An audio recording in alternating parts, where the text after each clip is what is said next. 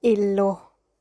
A lot of people were getting curious about how I made my 3D models, and I thought to myself, how about I show them how I do my models? I use Blender for modeling my avatars on VR chat. Before this time lapse begins, note that I am a beginner. I have a lot to learn how to work on a Blender, so please bear with me.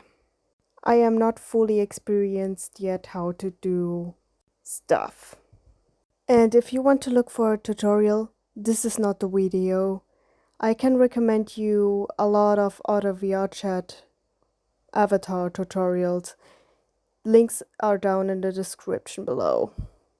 Without further ado, let's begin. The first step you take, however, can be any painting program, which is sketching out your idea that you want to make a 3D model out of. I decided for a remake of the Rolando model I did in the very first time I made a VR chat avatar all for myself, because simple, I'm not satisfied with the body. So I want to start from square one and put Rolando into my doomy verse vibe. However, I want to make his cannon design toggleable, so the tail should be toggleable and the cannon hairstyle should be toggleable. Anyways, I'm swiping off from the main topic. You need to sketch out the front view and the side view of the character you want to work on. Then I put the sketch or the concept art on the Blender file and added a cube on it.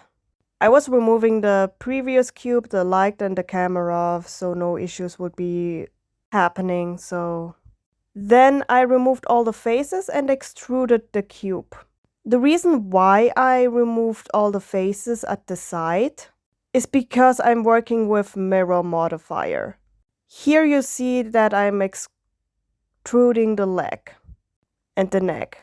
I also love to use next to the mirror modifier the subdivision surface modifier, because it helps me to get the model a little bit more smooth, and I applied it instantly. Yet I have no issues using subdivision surface. It helps a lot. Here you also see that I'm sculpting the body for a bit further, putting it into more depth and adding a lot of details that you probably might never see, but it's pretty interesting to see how I do it. And yes, before anyone mentions that, I like to high detail stuff, especially the behind you see. It's kind of my thing. Here you see me modeling the leg a bit more. And the behind again. And from there I'm stuck, but I found a very good solution to work with the fingers. I have seen it on Starlight Moonshine's model that she used separated geometry to doing their model. So I wanted to try it myself to add fingers on it, because I have very huge problems to model the hand. So I tried that one out. I added the cone, extruding it to the scalp of the hand, and I modeled it a bit. And last but not least, I copy and pasted it for the rest of the fingers. And then, last but not least, I joined all of the fingers to the body, and since I have the mirror modifier on, they automatically copied on the other side as well, as you see. So if you never have figured out how to do hands, there you go. Now you know how to do hands. I did the same thing with the feet after kind of working on the body for a little bit more. And I have to say, it's quite a very funny life hack if you think about it. There you're gonna see it once more how I did that. I hope I don't forget that solution. I have a little brain fog going on and I thought I was in the wrong side. Apparently not. I turned it around once again off camera, but I was really worried that I'm working in the wrong side of the model. Oops. But yeah, here you see how I model the feet. Because Rolando has in my headcanon toes. Like dinosaur-like toes. Come to think about it, what kind of feet do infested demons actually have? Oh, by the way, I forgot to mention it, but that character is from Hell of a Boss. In the episode 10 of season 2, Ghost Fuckers. Sorry I didn't mention it. There you go, I added all the feet and I realized the toes were a bit too big and I adjusted it a little bit smaller. And then I fixed the leg side a little bit more. And that's it for the body. I'm not gonna do it a little bit more high detailed as I usually do because, yeah, I was on the rush. I'm on my way to work, by the way. The next thing that happened is I lost all of my footage to make the hat, so this is the rest what I've gotten so far. The thing I did for the head was I added another cube, removed the half of the cube just like I did in the body. Made the same thing, adding mirror modifier and subdivision surface modifier. And I used vertices to expand the head in the shape I wanted it. And then I did the rest with the sculpting tool, like the sculpting mode. Extruded the eyes on the inside when I cut the eyes and selected the shape I wanted the eyes to be. I extruded the eyes on the inside to make eye sockets out of it, and I cut off where I wanted the mouth and deleted all the faces I wanted to get rid of, just to extrude the lines for the mouth inside back in to create an interior. And the next thing I did after that was extruding the entire line inside the interior to create teeth. And I cut the teeth to get the Sharpie stuff, like the sharp teeth, and removed the faces that I didn't need to. This is what I figured out how to make teeth in an easier way. Most of the people actually sculpt the interior for themselves. This is my easiest way, and also I make 2D based avatars, so that's good enough, I guess. Anyways, with this aside, let's do the hair a bit. As previously mentioned, I'm doing both versions, my personal version of Rolando and my other version. After I expanded the arms because the arms were kind of too short and I don't want to mess up the model enough. Anyways, let's talk about the hair. I used plate and added some grits into it.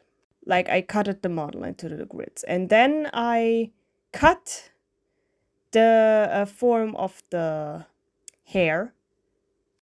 And I'm glad that the picture I chose were transparent, so that helped a lot. And then I deleted the unnecessary parts and extruded the plate. Next, I changed the position so that it would look a little bit more three-dimensional, because on the front view, Rolando's hair goes sideways, and on the side view, his hair goes sideways. And I adjusted the height a bit. Next, I added another plate for the fin ears. I would love to say that. I did the same thing like with the hair, without to grid it because oopsie. but that didn't matter. And I changed the position on the ears and copy pasted. I moved the other one very quickly because I noticed, oh, I have to change the position. So I had to do it all over again. So yeah.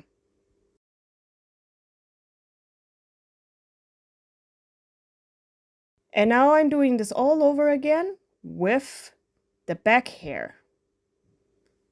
So yeah, I did the same thing. Like it's just now cutting and expanding from this point on. So yeah.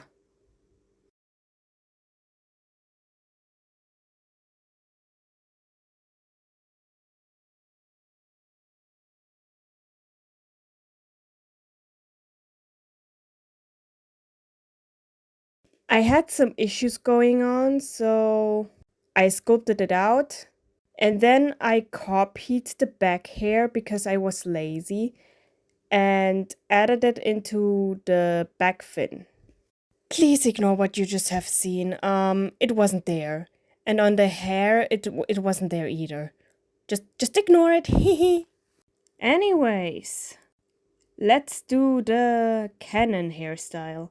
There I basically use the plate once more, added mirror modifier after cutting it out in the middle, of course, and I was just sculpting. I was just sculpting everything out.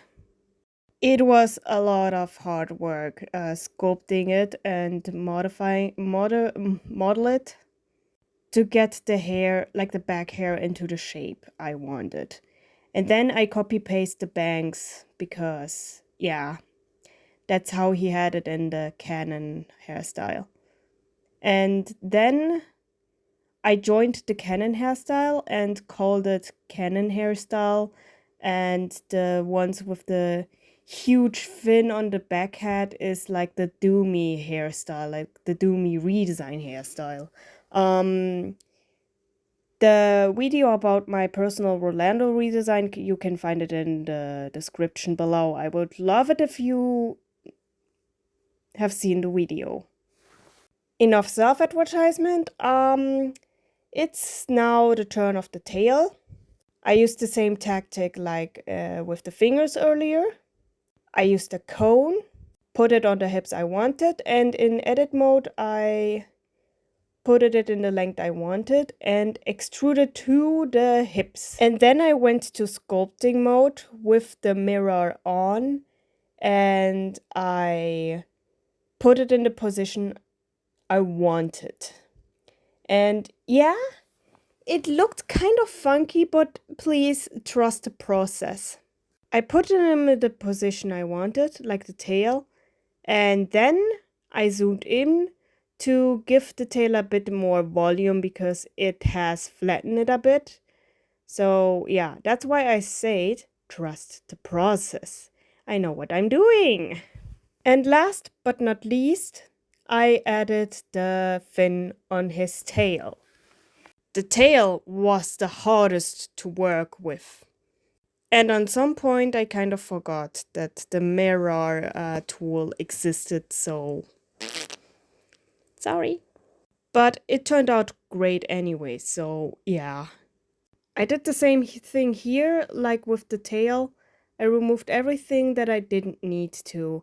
But since I didn't cut it correctly, I have to admit, it was kind of hard work already there. Then I went to sculpting mode to adjust the tail ending here and put the fin closer to the tail. With all the holes, it was kind of a hard work, and the fin went aside.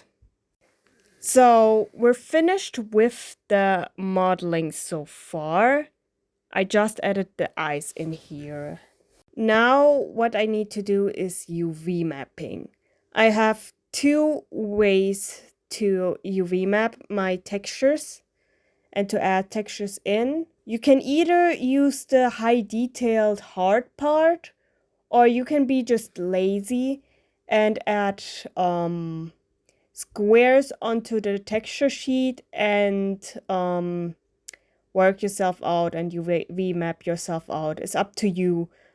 I haven't added the UV mapping itself to the recordings, but this is how I UV mapped Rolando. This is my favorite part of modeling. Not. Which is rigging, like adding the bones to be specific. So I'm explaining it here. I went to Object, Add, and Single Bone, and then I went to Edit mode and extruded the rest of the bones and then renaming it to the bones that I wanted them to name. I started with the single part of the bones, like hips, spine, chest, neck, and head, before I start working on the legs. There I stay on the edit mode, added the bone in the edit mode that I wanted, and extruding them into a rigged leg. Important is the bone has to be inside the model, and the view part should be in front of the model.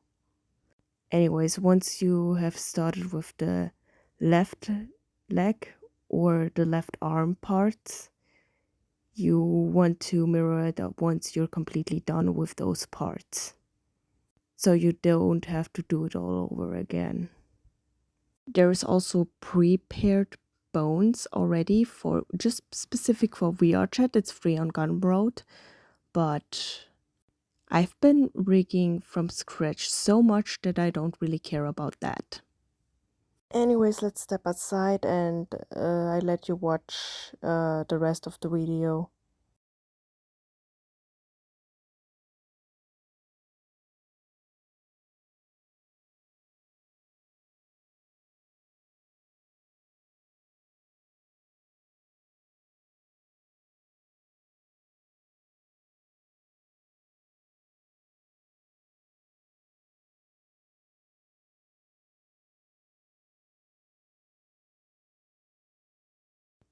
Now comes the worst part of rigging.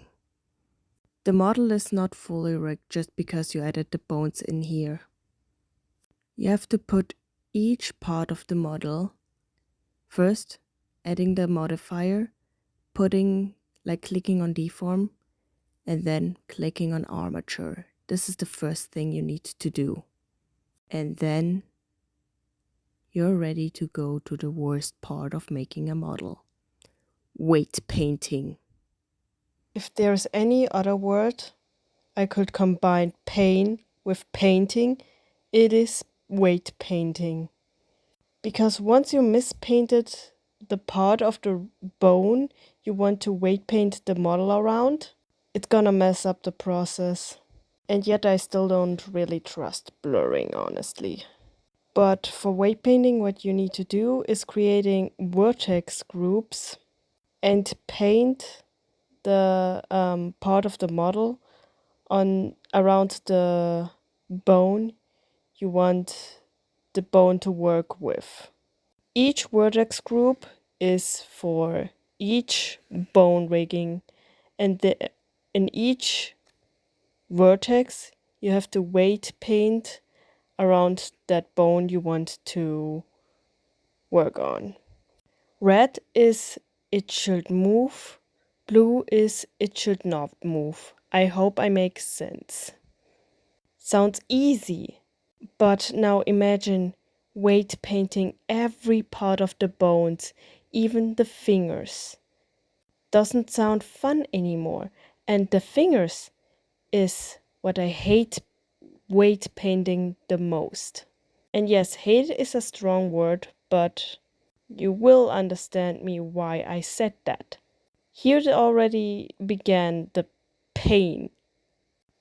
Since I used different models, it was kind of difficult for me, but I kind of still managed that.